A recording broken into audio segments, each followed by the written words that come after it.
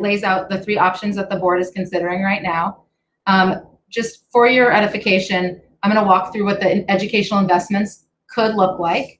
Again, this is still very, very rough, and people are going to, weigh in, and then the board's going to decide what they want to do. And so this is just early on in the process, and this is a really important part of the process. So I really appreciate everyone being here.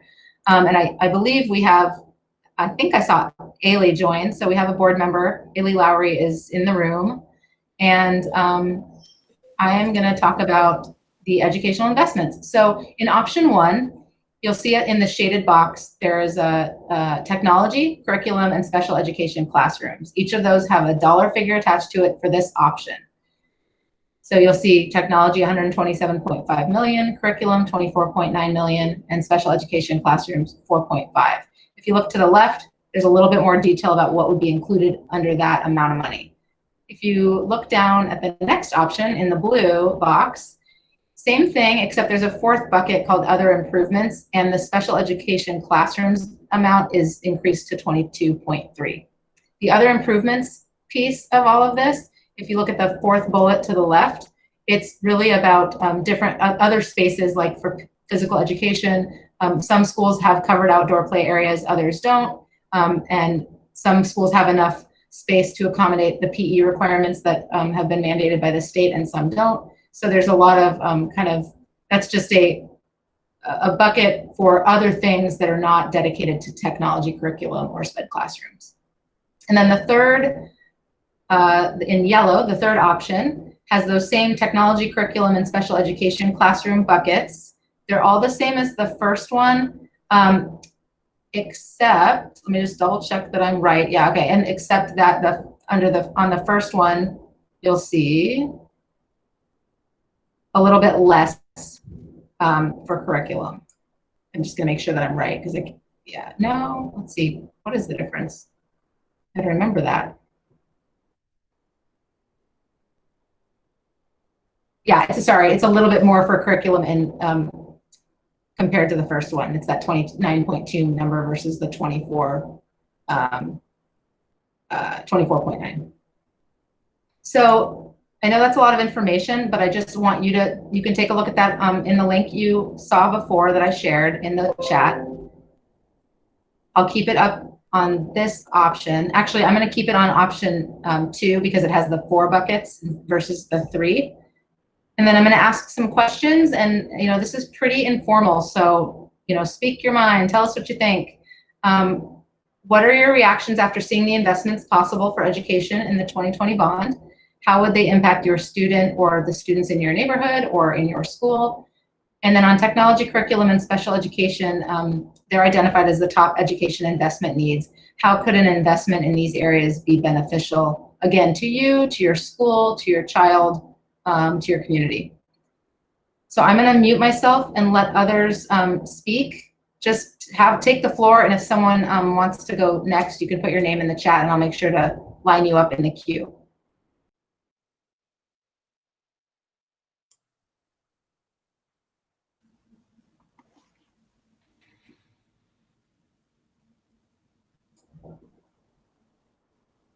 Don't be shy.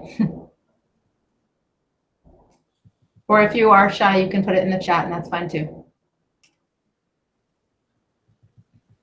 I'll start it off again, Courtney.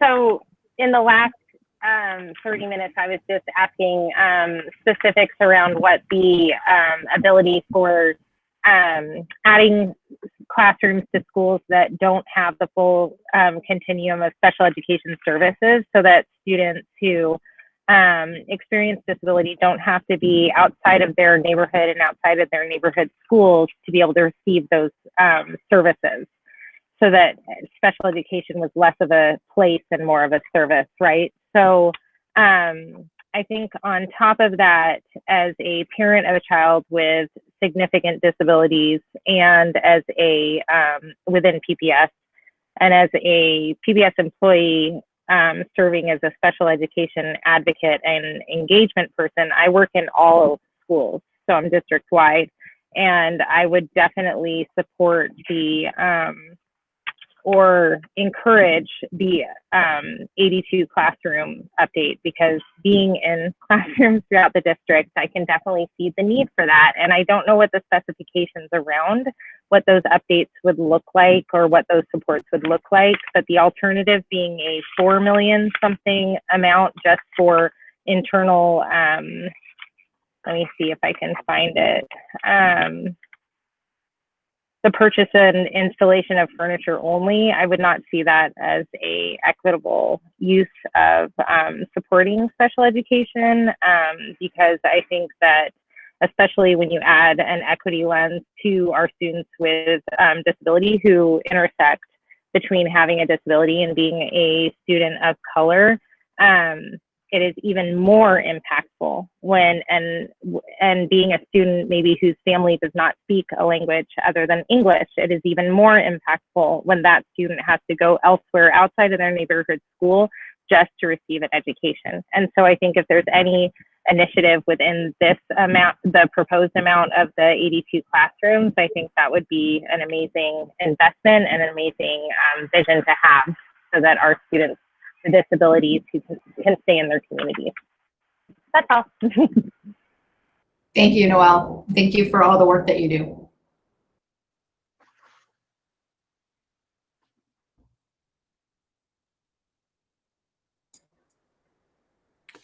So Courtney, there's a comment in the chat from Karina Stone that is a very broad general question about how we came to this and how this might be considered in this pandemic effort. So just want to take a moment to kind of address that. When we looked at going for a bond issue, I'm Don Wolf. I'm sorry for those. I'm the Chief Technology Officer for Portland Public Schools.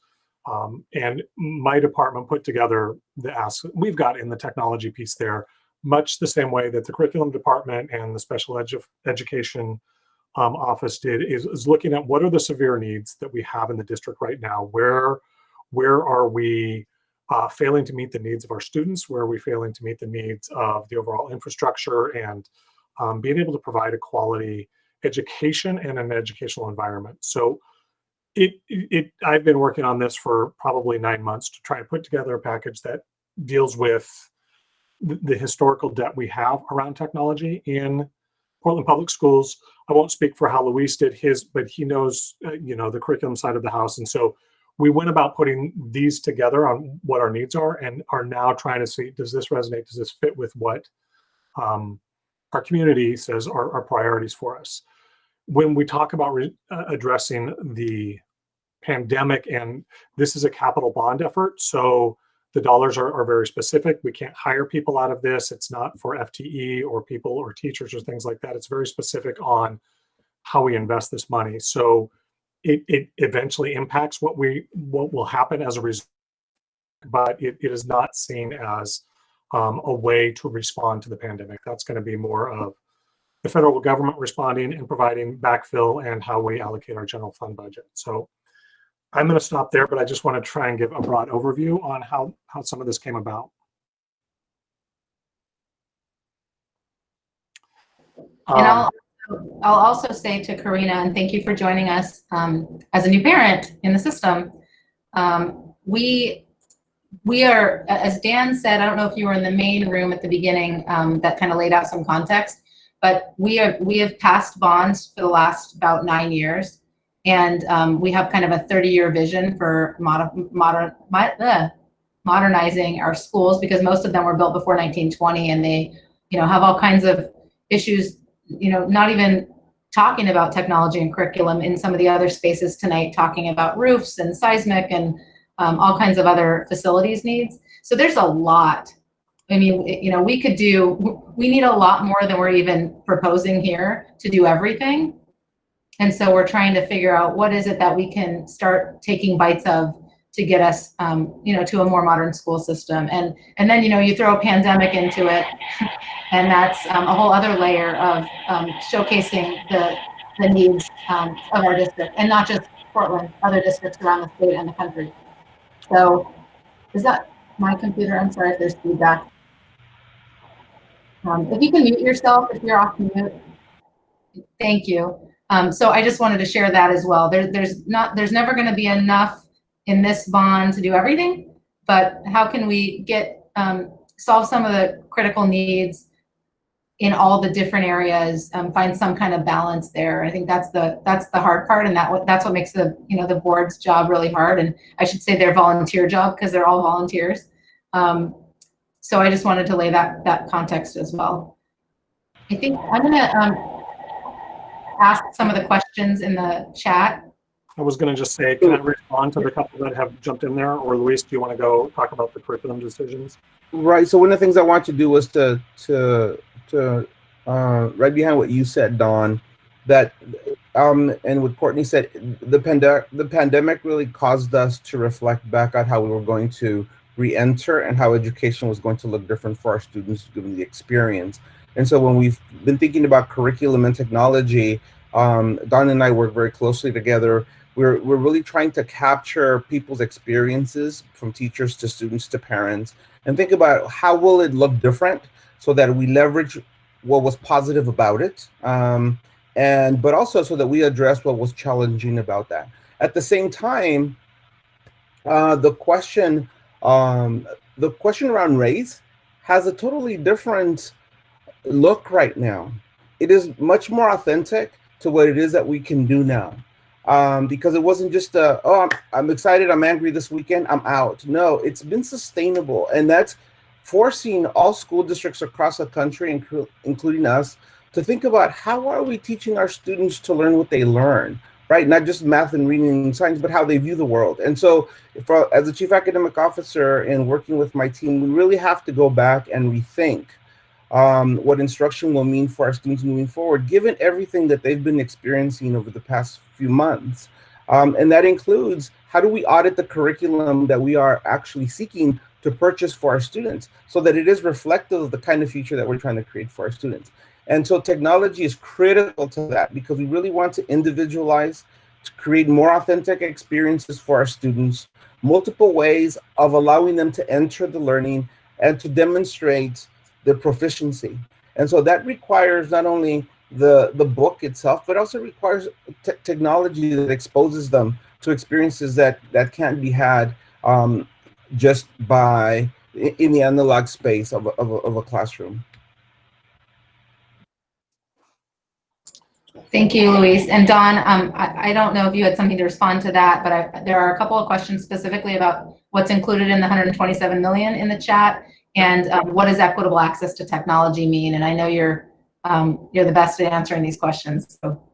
Yeah, so I'll take a shot at that. So yes, equitable access to technology means a couple of things. One, part of that $127 million will be looking to use that to purchase devices for our launch into a one-to-one program across the district in grades 3 through 12, and looking at a 2-to-1 with more specific touch-enabled devices in the lower grades, PK to 2, as well as making sure we provide assistive technology specific devices. That's something the district has never centrally provided, and made sure that they help maintain and support. So figuring out what those best devices are, but that's only part of it. There's the other part is specifically when we talk about equitable access, is we've done a beautiful job of modernizing some of our buildings, and they've come out beautiful, and every classroom you walk into has technology that's available and accessible to students as soon as they walk into the classroom.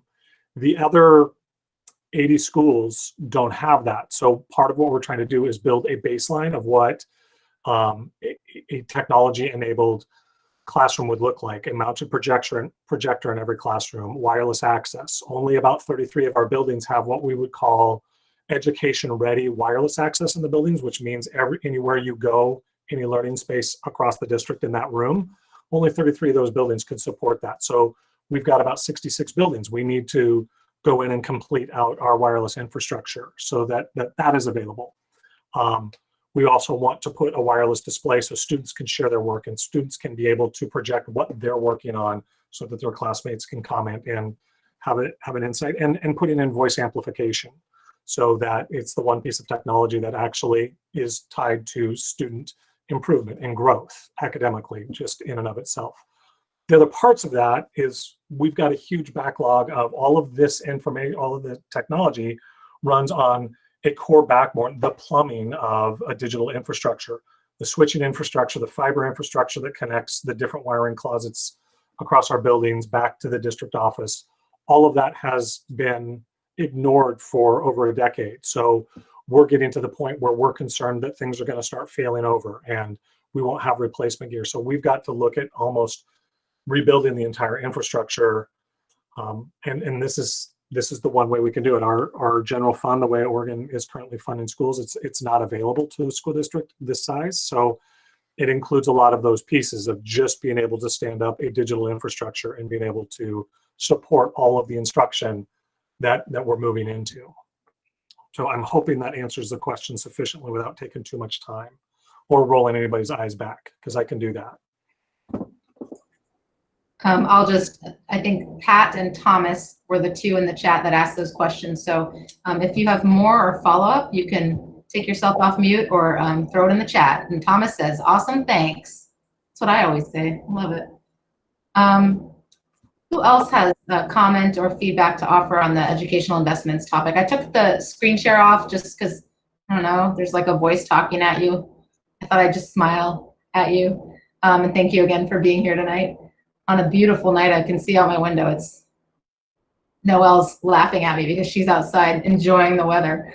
I'll let folks weigh in here. And on terms of time, we've got a few more minutes and then we'll swap again to the third opportunity. And again, you can stay here as long as you want. You're welcome to be here, but there's also 3 other breakout rooms.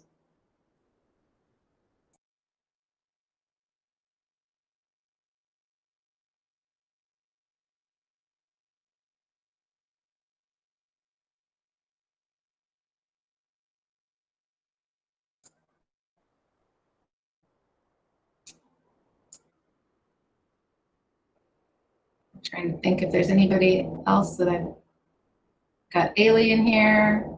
Let's see, Cynthia is the new principal at Forest Park. Is that what I saw today? Congratulations. And I see Margaret is in here. Hello, Margaret. Hey, Ailey. Hey. I just, again, want to thank everybody for being here.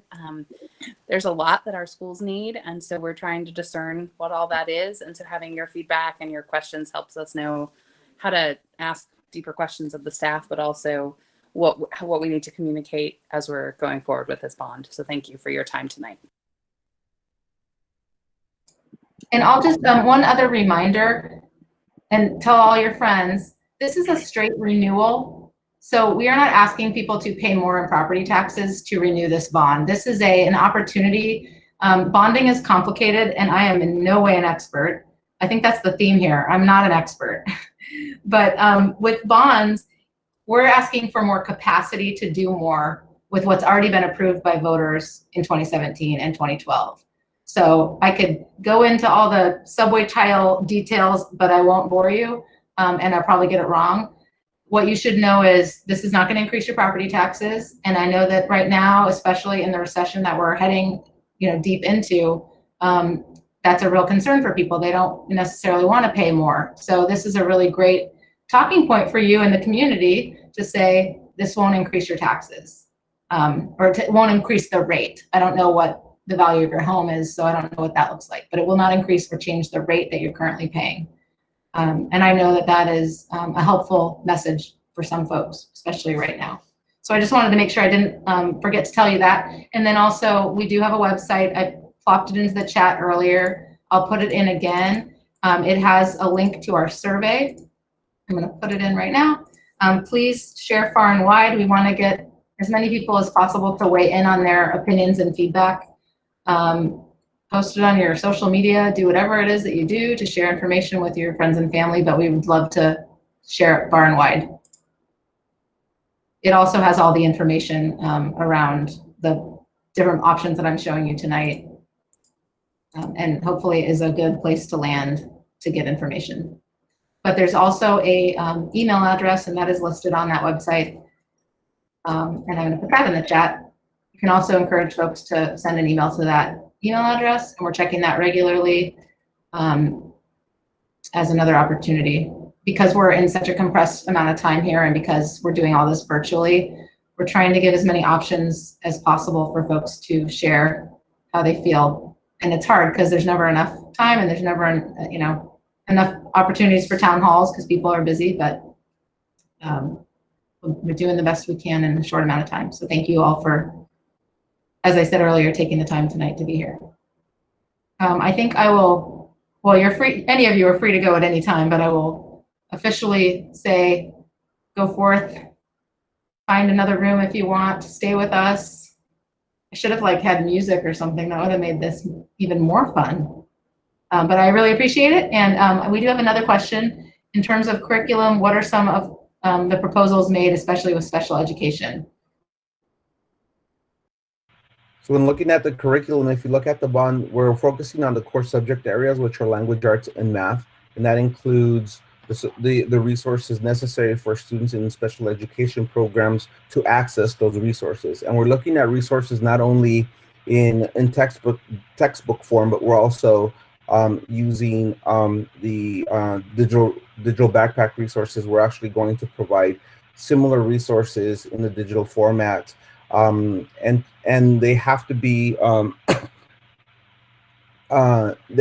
made available to students with special needs in various capacities. They will be available. So one of the things that we're doing now, we're working with our publishers to ask the questions that, given how we're going to be providing instruction in a hybrid model, how are those resources going to be available to all students, including students with IEPs?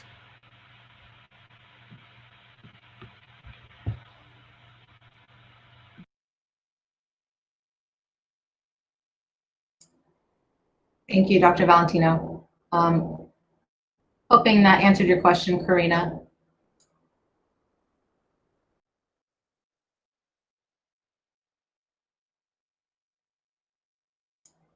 So we'll just hang out and take a little break and wait for others to join our last group.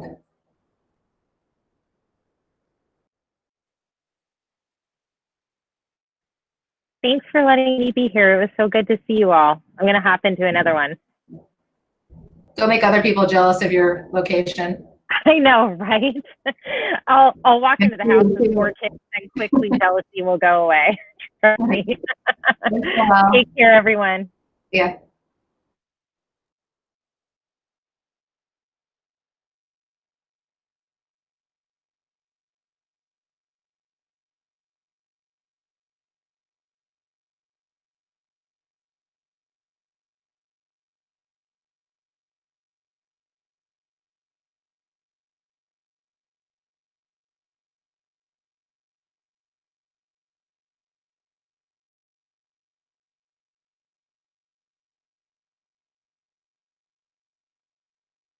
Mr. Roy, good to see you.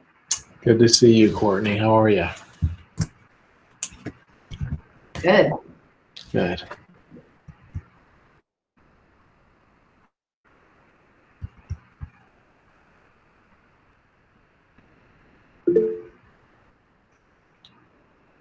Hey, Craig.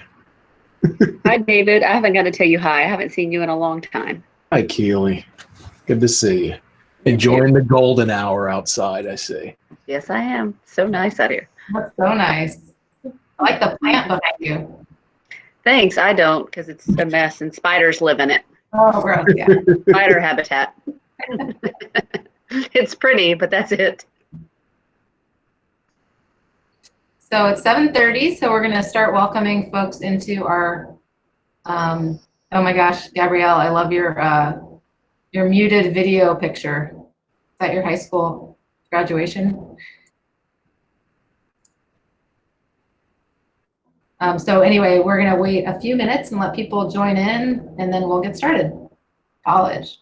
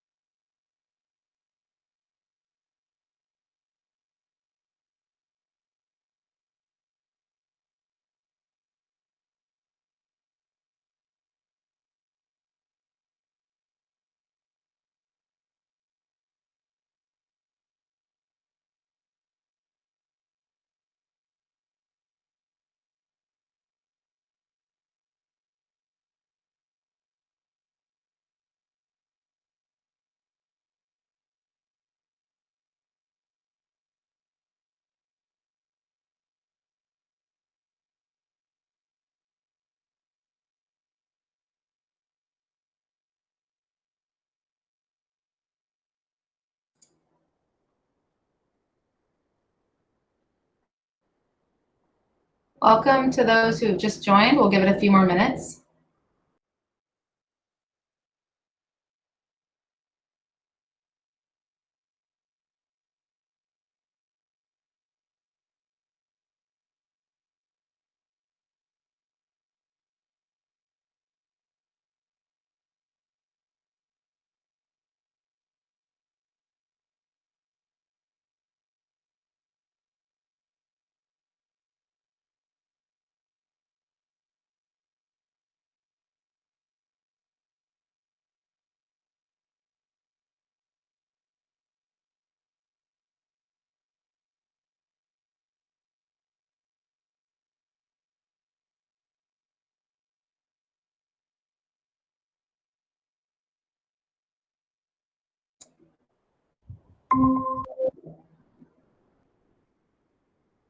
Hi, Dana. How are you?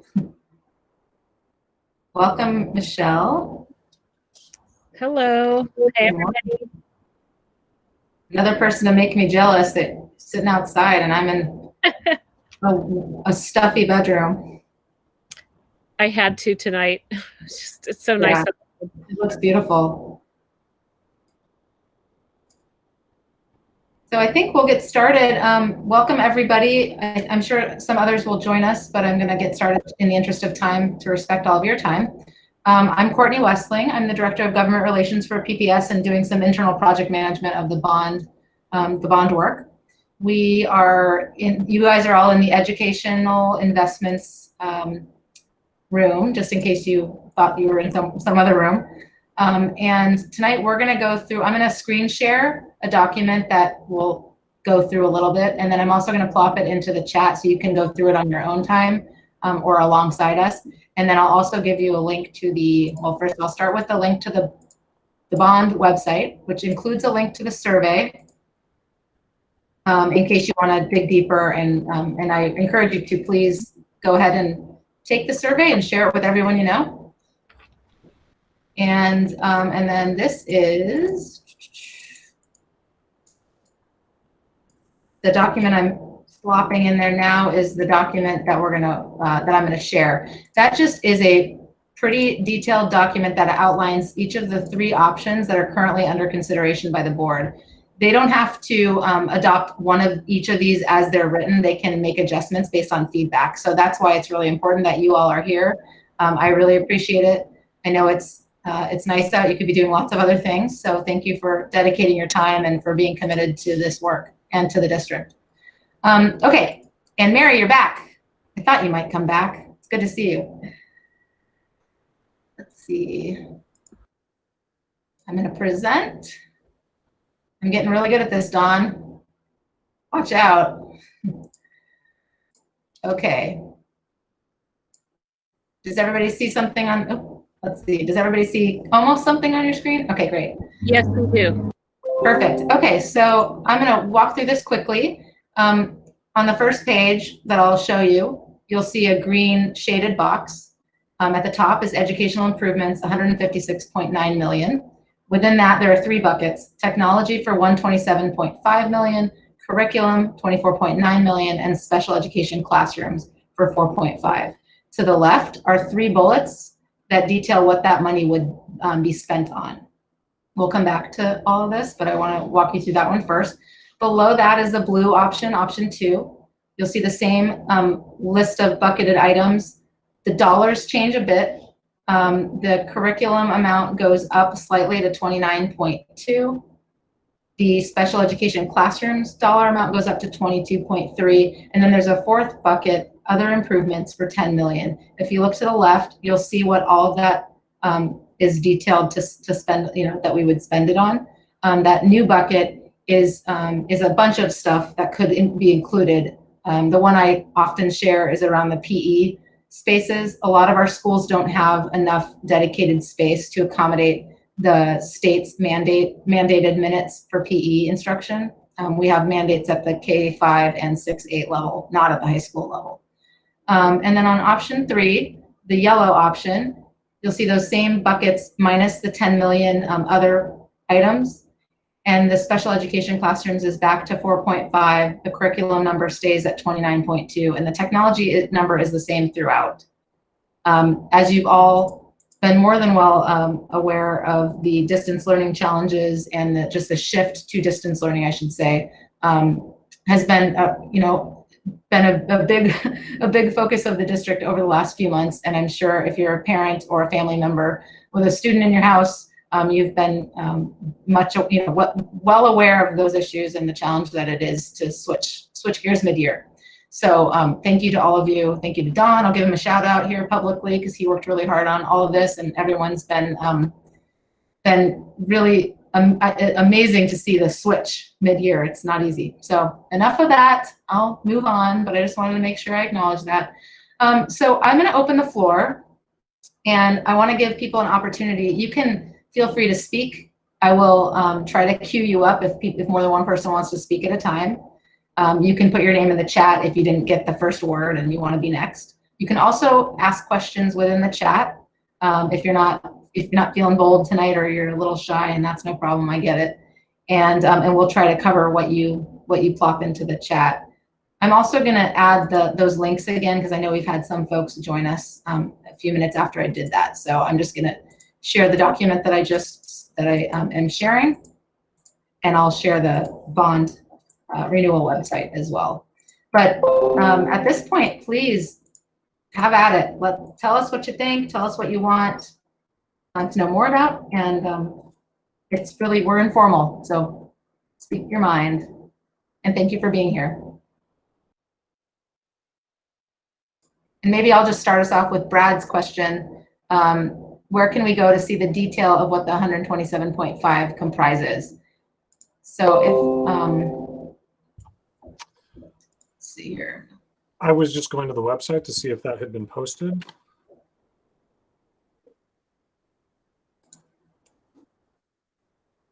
I don't know if we have a lot of documents, and I don't know if that one's on here. Don, do you see it on there? I'm having a hard time with copying and pasting.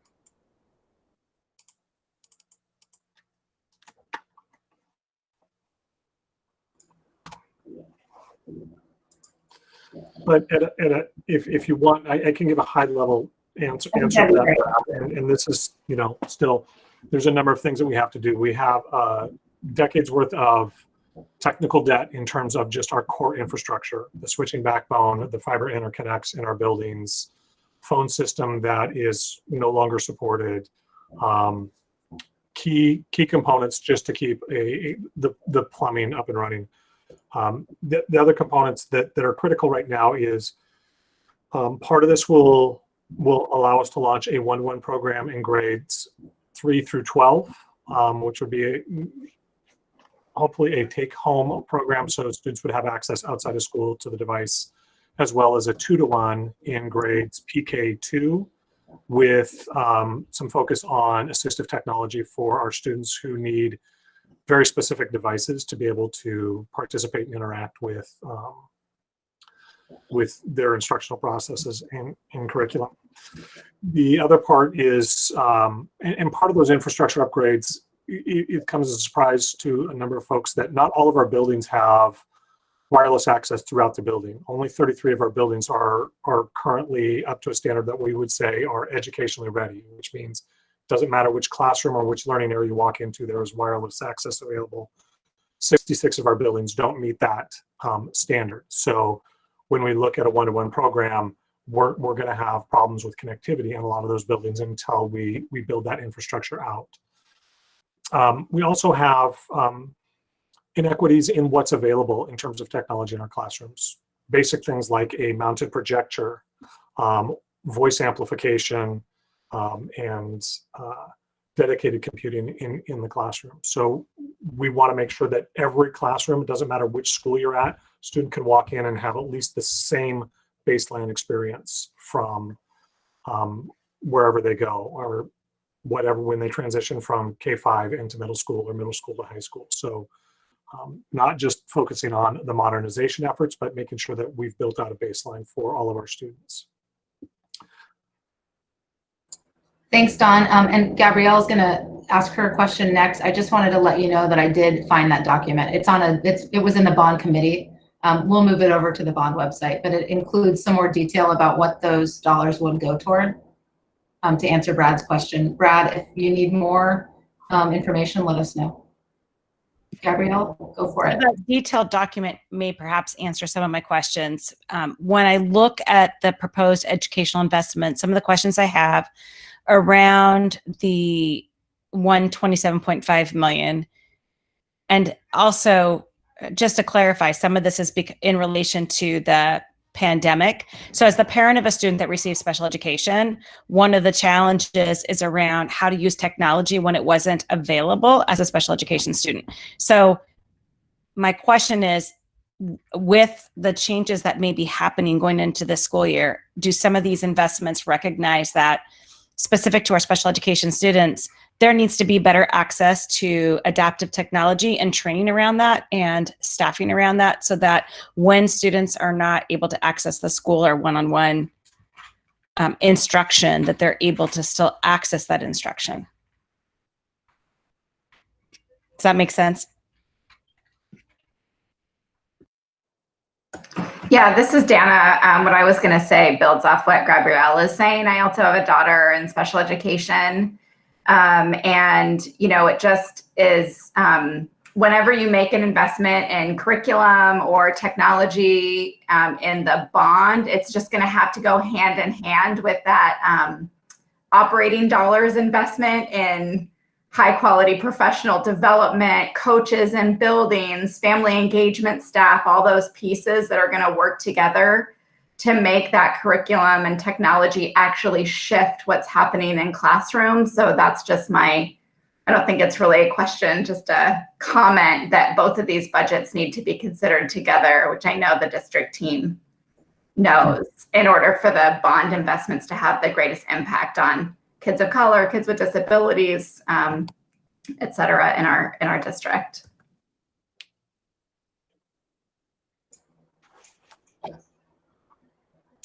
Thank you. Gabrielle, did we get to your question? I want to make sure that did that help? I don't know if you want to restate the last part. Oh, you're listening. Okay.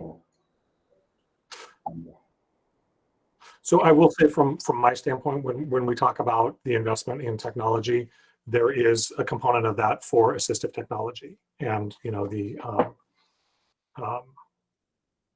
that we're looking at, or adaptive technology, however you want to refer to that. And we have been on a path to look at how we invest in our professional funds, in our professional development, in our training, and we had a beautiful budget for this.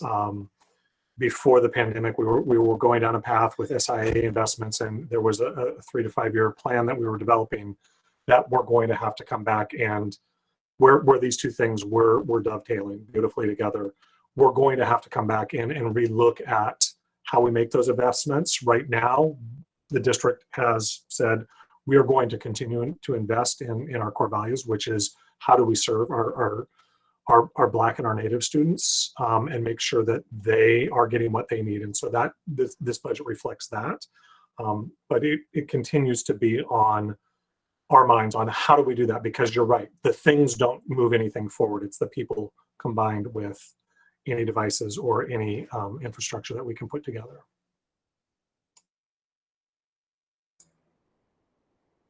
I'm gonna, oh good, okay. Thanks, Gabrielle, and thanks, Dana, for the questions. They're really good points. Don, I thought you left. I was gonna cry because you're very helpful. I'm gonna give the floor to Jacqueline and then Clara. Thank you very much. My question is about the specifications on what is meant by a special education classroom.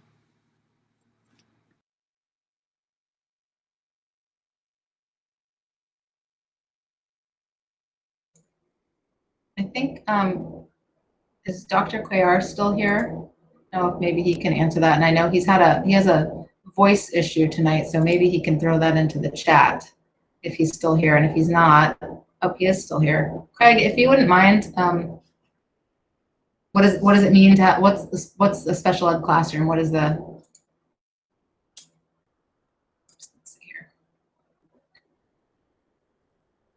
So we'll give that a minute. In the meantime, Clara, do you want to ask your question? And Jacqueline, I'll make sure we come back if we don't see something in the chat.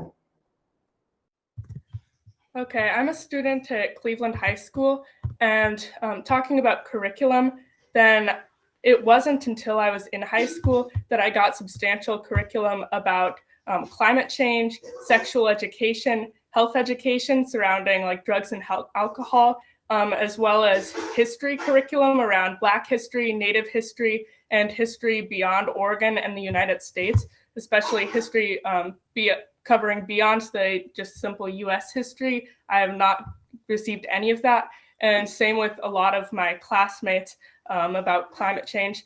And then at Cleveland, then drug education and sexual education, then even middle school is too late. And so I understand parent concerns that it's too early in elementary school to teach students about this, but it's not really protecting the students to not know about these things. Instead, they need to know where they can find resources instead of simply being sheltered. So I'm wondering, what is this curriculum investment looking like? Will that help expand the curriculum to these areas, or like what's going to be covered?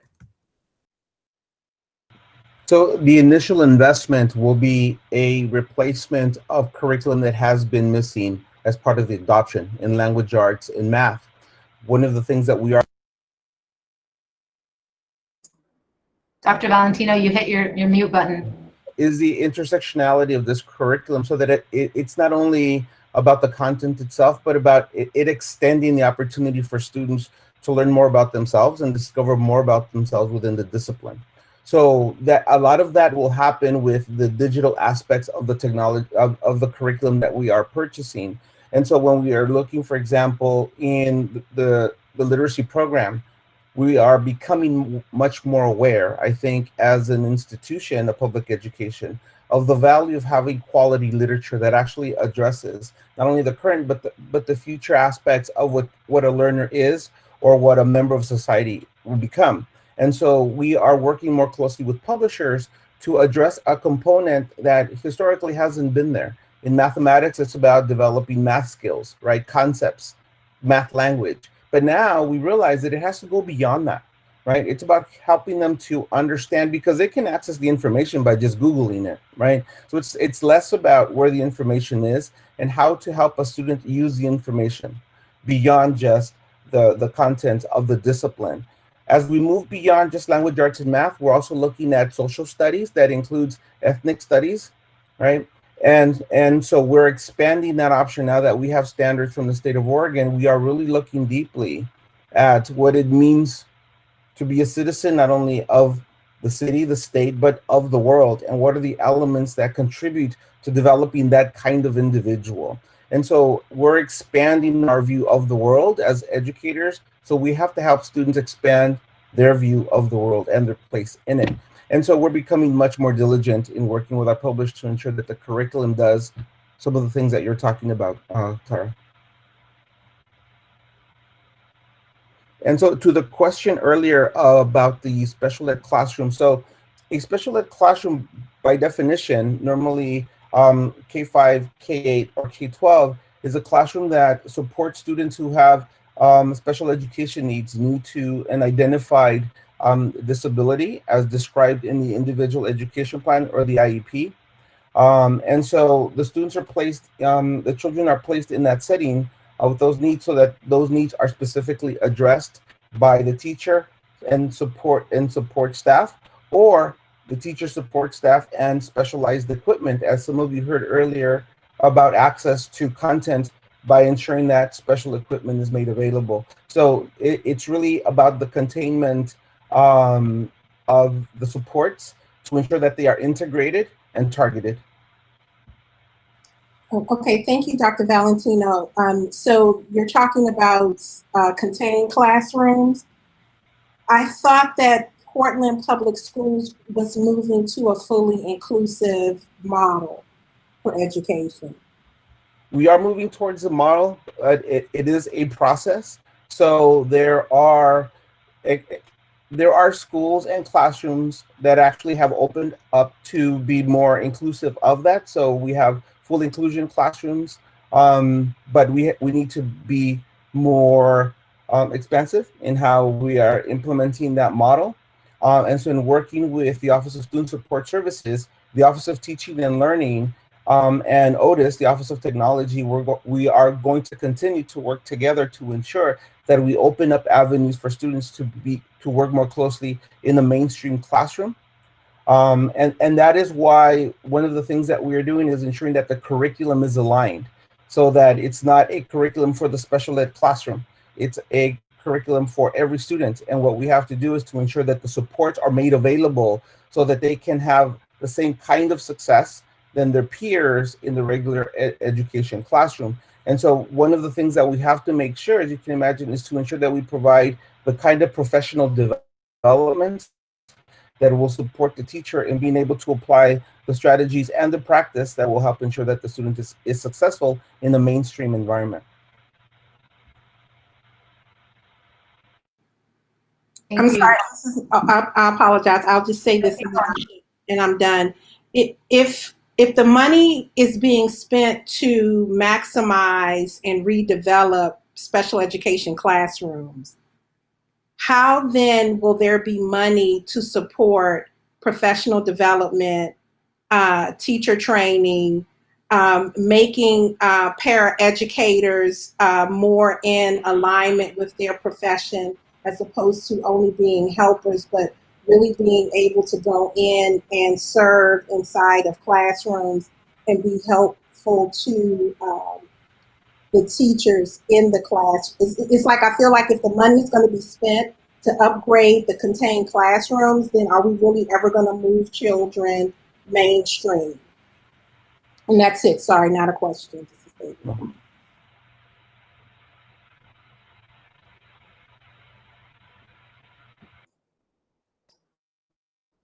Thanks, Dr. Cuellar, for adding that into the chat. Jacqueline, if you take a look at the chat, there is some state money dedicated. I wanted to pass it off to Dawn to address what Brad mentioned around distance learning. As we all been experiencing, it's a real challenge, and we're heading into an environment where there's still a lot of uncertainty. But I want Dawn to try to. I will ask other members of senior leadership to chime in, because they've all been involved with this. We have been planning for weeks and weeks on what is this going to look like. We know there's going to be remote learning that continues to move forward in the fall. To what extent, how we bring students back in a safe fashion and whatnot. We just earlier this month got guidelines from the Oregon Department of Education on at least what some of those requirements are. Communications should have started coming out today, at least outlining some of the plans of what we're looking at.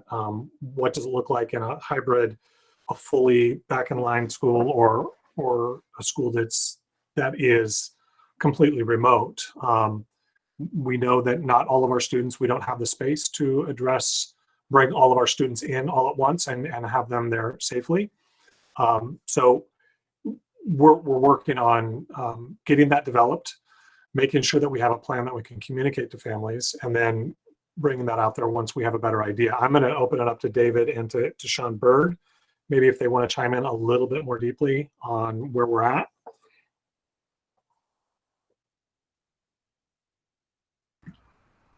And Don, about the communication of what it's going to look like. So I'll defer to Sean. I know that the last few days I have been I've been offline the last couple of days for a personal reason, but I know we are working to support the what is important, right? Like, we can put a communication out every day, but we need to know what we're saying. But our instructional teams, our academic teams, our school office of school performance teams are working really hard, and we have committed to a weekly cadence of family communications to let you know where we are, progress we're making, to update you, next steps, next milestones, that sort of thing. So to Don's point, we've had a couple of those out already that were fairly general, as the first one, as we had just received guidance from ODE, and now as we are continuing to mesh that guidance with our own plans and own capabilities. I'll let Sean give a little more detail on that. But Don, you're right. I think regular communication and much more detailed communication as we go over the coming days and weeks. Yeah, good evening, everyone. I'm Sean Brett, Chief of Schools. So we have been working in 5 work teams to implement or to plan for the reopening of schools based on guidance from the Oregon Department of Education, and of course is guided by the Oregon Health Authority. So we are, those teams are meeting. There are multiple stakeholders involved in those groups, and next week on the 30th, there'll be more guidance coming out. So we will have, we're going through different scenarios of what opening school would look like. So a hybrid version of opening school, for example, where some children would be all children would be in school at some point in the week, but they wouldn't go necessarily to the building 5 days a week. There would be some distance learning. So we're modeling different scenarios for that because we have to keep social distancing in place until we have some therapy for the virus that we are dealing with. So I would say that more detailed communication will be coming out each week. We'll be sharing with you different scenarios that we're looking at, and so all these teams are working, and we're also working in collaboration with our labor partners to plan for next year. So the complete plan is due by August 15th to the Department of Education, but we will have something out well before then, different scenarios. So coming soon, stay tuned. So I think the concern is what Sean just told me there is significantly more than I've received in any email from the district. And has there been something out that's actually said that there's going to be limited limited time in the schools? There's going to be roughly half to a third of the time. I have seen requests to take surveys. I've seen requests for feedback. I've seen requests, or I guess not even requests. It's been that information would be coming out. Did I miss it, or is what you just said there, Sean? Has that gone out to anybody prior to this? No. So we did talk at the board meeting. I think it was it this week? Tuesday. Yeah, we did give a presentation at the board meeting on Tuesday with some of this information.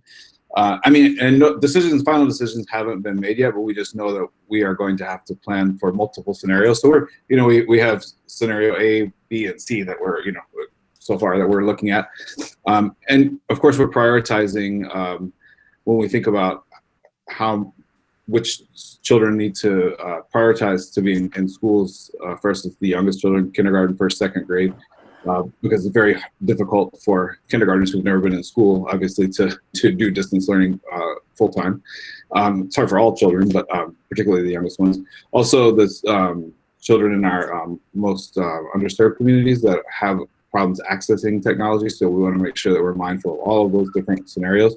But we want all students to have to be in the school as much as possible, to have the interaction with teachers. So those are the scenarios that we're working through, but it's all guided by the Oregon Health Authority and the CDC.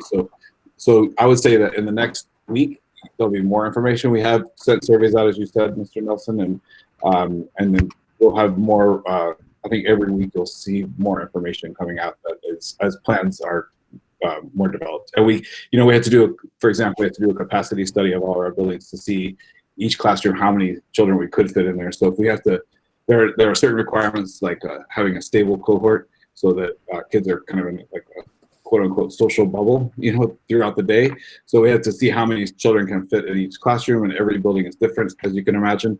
So there's just a lot of background work that's been done so far, and now that's all coming together too. Yeah, hopefully that work is not just starting now. I mean, hopefully that has been going on for months. And I think the other relying on people to watch, at best, 200 people turn into a board meeting. I mean, relying on the board meeting to get, plans out for, the live stream of a board meeting, with 200 or 300 people maybe watching is not a good communication strategy. So the district should not rely on that. I mean, you need to get emails out to people and let them know what to expect, what's going to happen, how we look at things. And I think it's pretty frustrating because, we have not seen anything other than we'll give you information eventually and take a survey. So, may I make a comment? This is Director DePass. The screen that I'm looking at just has a recording button and a picture of a woman in a graduation hat. with a happy expression. Is there a way, I don't know if the moderator can, I can't see who's talking, and it's hard for me to follow along. And the speaker that it's Courtney. At the top of your screen, you might be able to click on, sorry, at the bottom of your screen, there's 3 dots. There we go. Okay, yes, to change the layout. Thank you. To the sidebar. I like might be tiled. That didn't do it for me. Let me try it again. But I wanted to just respond to the speaker that just spoke about the communication, and I guess I'm having a hard time because I don't know who you are, and it doesn't really matter. But I want to acknowledge that I've heard what you're talking about. I've heard that you're needing more information. I want to agree with you, and also state that I know that the staff is working at the top of their capacity right now. And so anyway, I just want to acknowledge what I just heard and be willing to be a problem solver in this space rather than and I don't see it as what you said as a complaint. I see it as like solid feedback, which I appreciate your stepping up. I just love to have a discussion further about it and about getting communications out. Yes, important. People are on edge right now. We don't know what September is going to look like. So I just wanted to acknowledge that I heard that. Thank you. And I don't mean to jump in. I want to just be mindful of time. We can stay on and keep taking feedback for a few more minutes. I'm happy to do that. We can also have you enter more information into the chat that we can preserve and get feedback back. We have a survey available online. I posted the website in the early part of the chat. I'm going to put it back in because sometimes when you join late, it's no longer there. I don't like to cut people off, so I'm happy to keep going. I just want to make sure that we're mindful that this is scheduled to 8 p.m. and I want people to go about their evenings if they want to. So I put that in there. I wanted to make one more comment. I made it in the last group, but just as you're talking to people around town or, from a phone or a chat, this is a renewal. So this is not going to change the tax rate. So I just want to be clear about that. I know this is a really tough time right now economically for folks, and the idea that this could be an additional property tax hit is one that is a real concern. But this bond would not do that. This bond would renew what is currently has passed in 2017 and 2012. It's a capacity issue. It's adding capacity to do more projects. So I just want to be clear about that.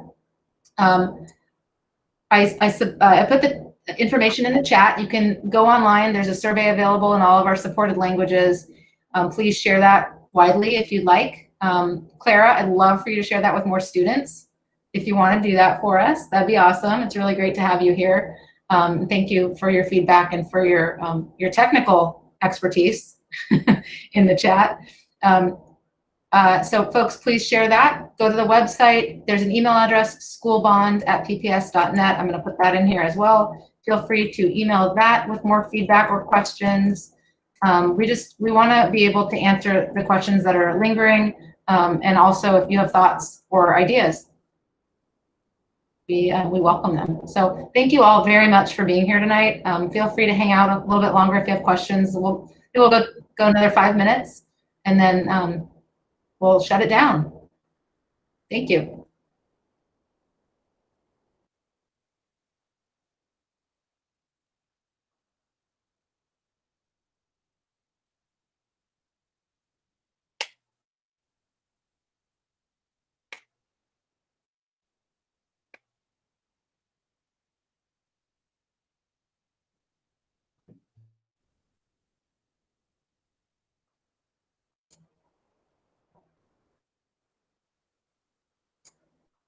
This is where I wish I had a really good playlist. Thank you all. I'm going to jump into another room if I can. Thanks, Michelle. Thank you, Courtney.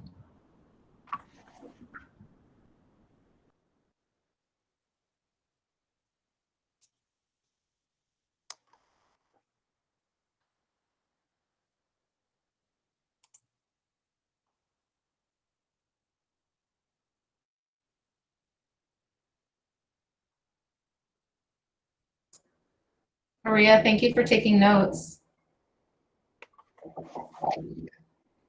And thank you, Courtney, for being a super moderator. Not an easy task. Not at all, for sure. Thank you. Although I wish next time definitely have a playlist. I know. I'm in with that. I'm seeing the folks are stepping out, so what I'm gonna do, there's no more questions, I will stop recording, just for the purposes of this, but just a final call before I do that. Yeah, I think everybody except for Jacqueline is a staff person. Do I see anybody? Yeah, I think so. Jacqueline, if you have anything else you'd like to ask or add to the chat, feel free. Otherwise, we can stop recording. Thank you so much. I'm good. Thank you for being here. Thank